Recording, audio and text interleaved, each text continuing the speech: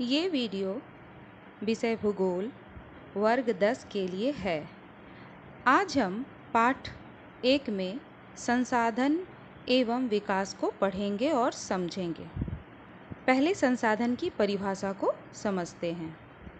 संसाधन पर्यावरण में उपलब्ध प्रत्येक वस्तु जो हमारी आवश्यकताओं को पूरा करता हो, जिसे बनाने में प्रौद्योगिकी का उपयोग किया गया हो, जो आर्थिक रूप से संभाव्य और सांस्कृतिक रूप से मान्य हो, संसाधन कहलाता है।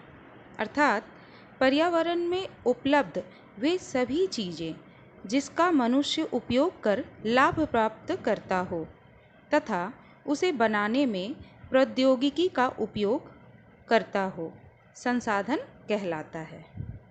अब समझेंगे संसाधन का वर्गीकरण या प्रकार। पहला, उत्पत्ति के आधार पर। इसे 2 भागों में विभाजित किया गया है, जैव और अजैव।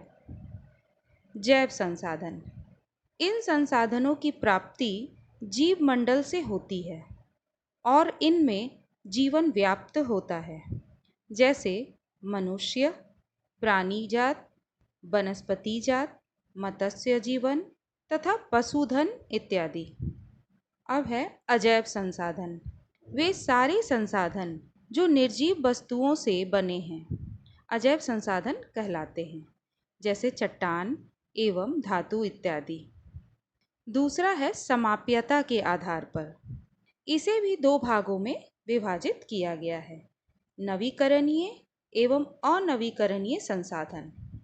नवीकरणीय योग्य संसाधन, वे संसाधन जिन्हें भौतिक, रासायनिक या यांत्रिक प्रक्रियाओं द्वारा नवीकृत या पुनः उत्पन्न किया जा सकता है, उसे नवीकरण योग्य संसाधन कहते हैं, जैसे सौर ऊर्जा, पवन ऊर्जा, जल एवं वन्य जीवन इत्यादि। अब है अनवीकरण योग्य संसाधन।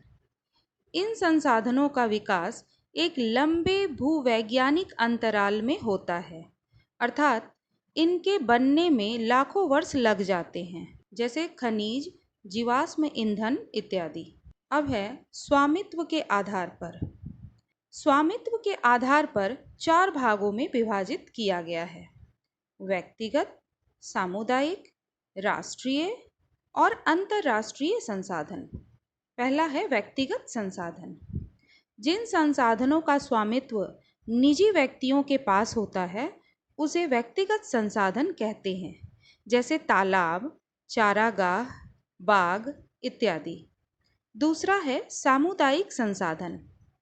जिन संसाधनों का स्वामित्व समुदाय या समाज के पास होता है, उसे सामुदायिक संसाधन कहते हैं, जैसे सार्वजनिक पार्क, पिकनिक स्थल, खेल के मैदान इत्यादि। तीसरा है राष्ट्रीय संसाधन। वह संसाधन जिस पर देश की सरकार का स्वामित्व होता है। कुछ परिस्थिति में वह व्यक्तिगत संसाधन को भी आम जनता के हित में अधिग्रहित कर सकती है, जैसे सड़कें, रेल लाइन इत्यादि। चौथा है अंतर्राष्ट्रीय संसाधन।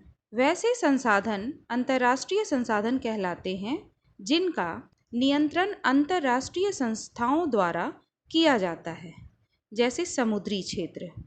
वो भी किसी देश के तट रेखा से 200 समुद्री मील अर्थात 320 किलोमीटर की दूरी से परे खुले महासागरीय संसाधनों पर किसी देश का अधिकार नहीं है।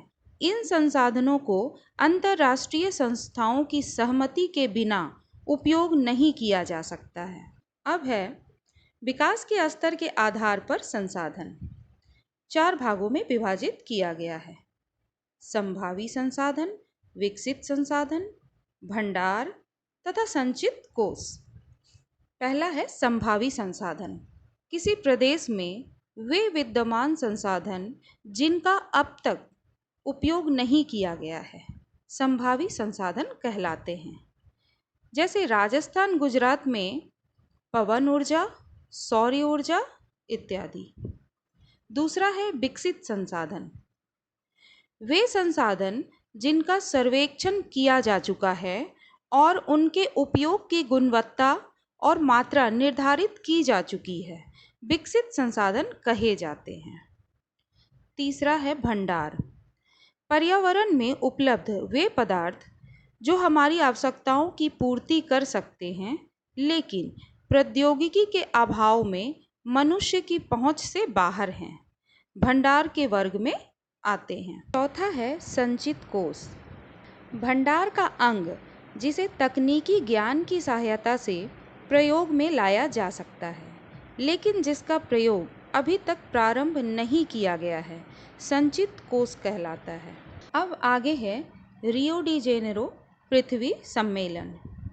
यह सम्मेलन जून 1992 में 100 से भी अधिक देशों के साथ ब्राज़ील के शहर रियो डी जेनेरो में प्रथम अंतर्राष्ट्रीय पृथ्वी सम्मेलन में एकत्रित हुए। ये सम्मेलन पर्यावरण संरक्षण तथा सामाजिक आर्थिक विकास की समस्याओं का हल खोजने के लिए किया गया था। इसमें भूमंडलीय जलवायु परिवर्तन, जैव विविधताओं के घोषणा पत्र पर हस्ताक्षर, भूमंडलीय वन सिद्धांतों तथा सतत पोषणीय विकास के लिए एजेंडा 21 को स्वीकृति प्रदान किया गया। एजेंडा 21 एक कार्यसूची है जिसका उद्देश्य पर्यावरण क्षति, गरीबी तथा रोग से निपटना और प्रत्येक स्थानीय निकाय अपना स्थानीय एजेंडा 21 तैयार करे। अब है सतत पोषणीय विकास। सतत पोषणीय विकास आर्थिक विकास की प्रक्रिया है जिसका उद्देश्य प्राकृतिक संसाधनों तथा पर्यावरण में बिना किसी हानि के वर्तमान तथा भविष्य के पीढ़ियों दोनों के जीवन की गुणवत्ता बनाए रखना है।